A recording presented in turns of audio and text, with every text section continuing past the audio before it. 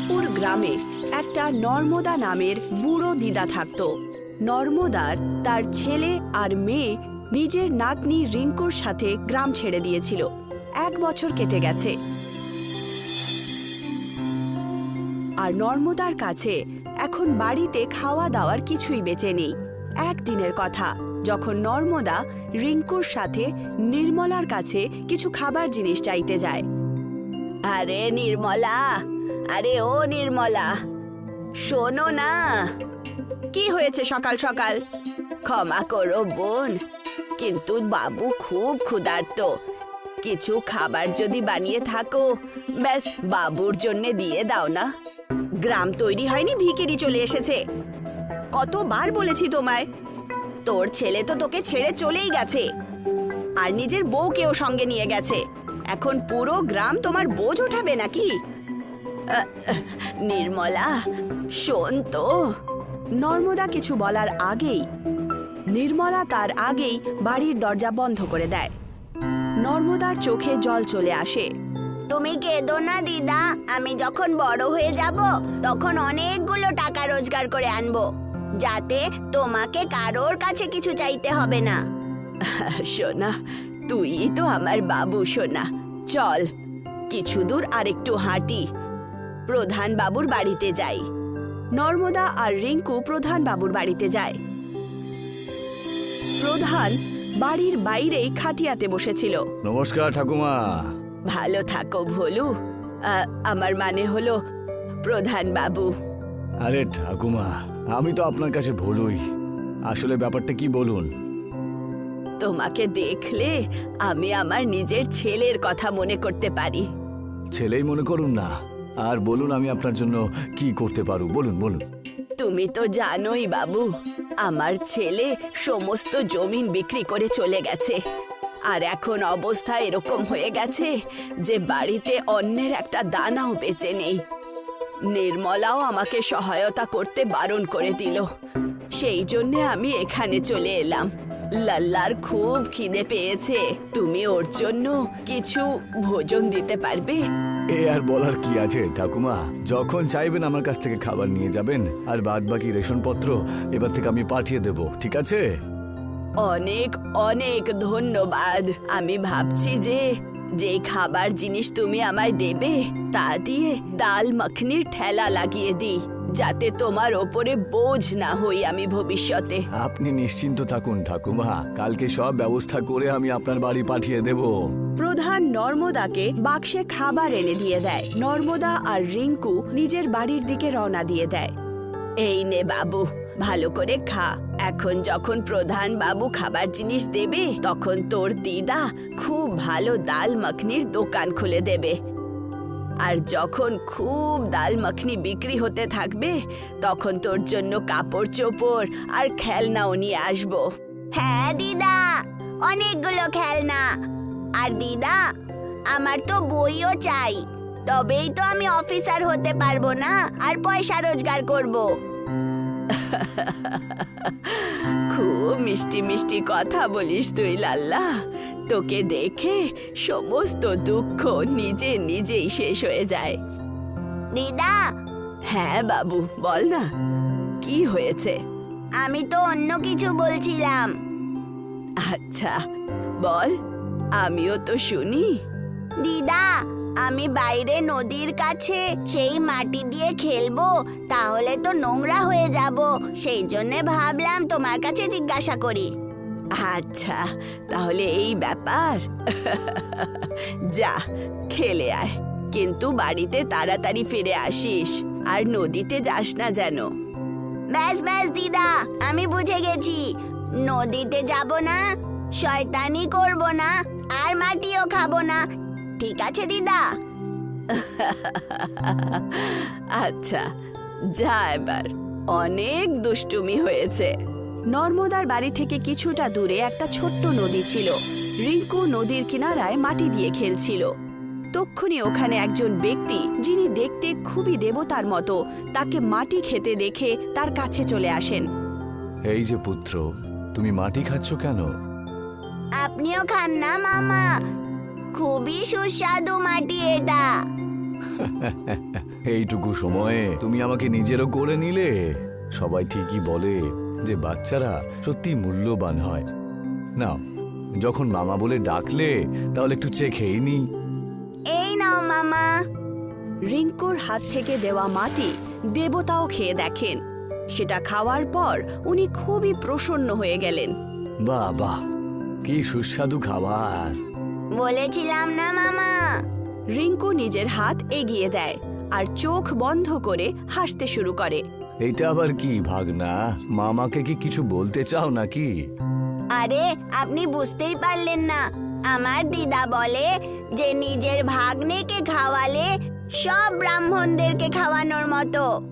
তাই তো মামা, আপনি আমার কাছে ঋণী হয়ে যাবেন। সেই জন্য এখন আমাকেও খাওয়ান আর এই ঋণটা নামিয়ে দিন। আচ্ছা, মামাকে ভালোই ফাঁসিয়েছো তুমি, কিন্তু মাটি নয়, আমি তোমাকে অন্য কিছু দেব।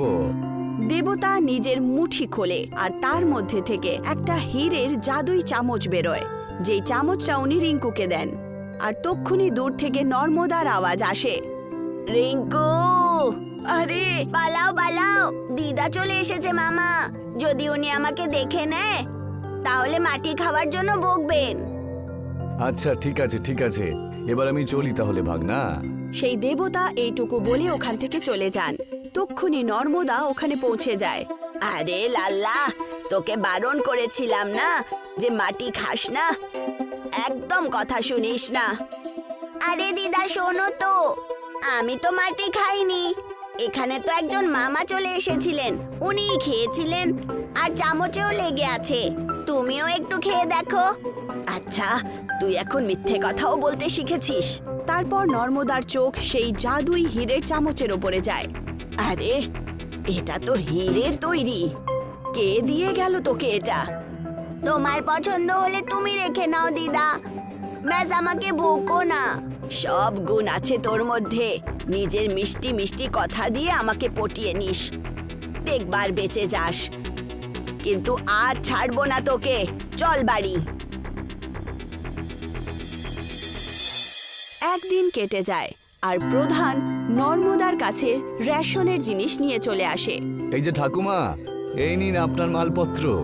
তোমার অনেক অনেক ধন্যবাদ বাবু। আরে ঠাকুমা, আবার সেই একই কথা, কৃতজ্ঞতা কিসের? আমি তো শুধু সেটাই করলাম যেটা আমার কর্তব্য। এটাই তো ভালো ব্যাপার বাবু তোমার।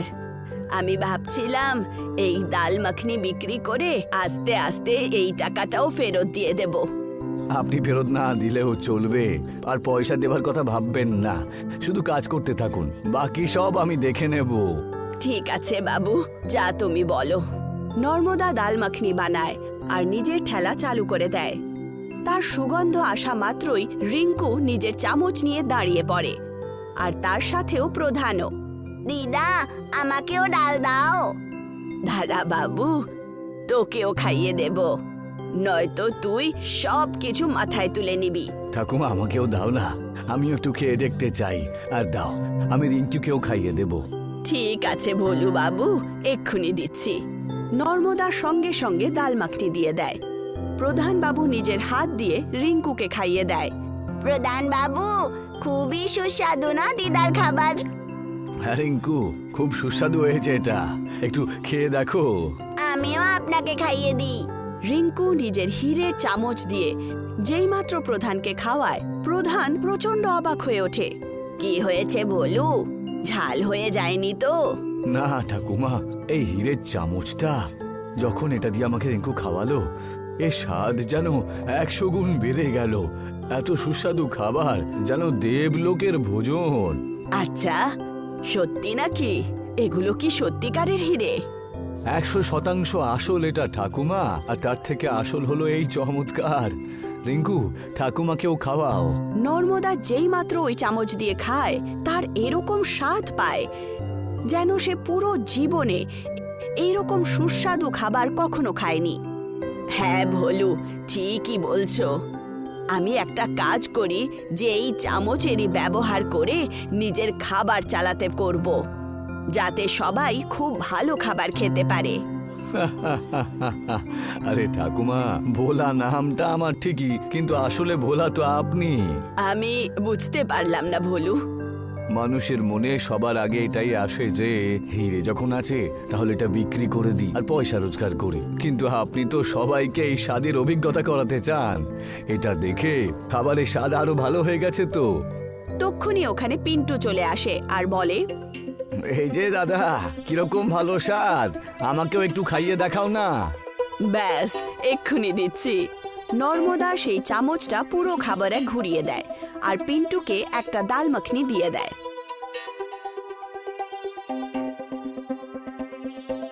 আরে বাহ ঠাকুমা বাহ, এমন সুস্বাদু খাবারকে তো দৈব বলাই যায়। আমি কখনো শহরে পর্যন্ত এমন খাবার খাইনি। খা বাবু, আরো খা।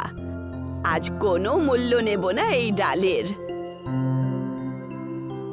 নির্মলাও ওখানে চলে আসে আর জিজ্ঞাসা করে, আরে ও নর্মদা, কি ব্যাপার, এত শোরগোল কিসের?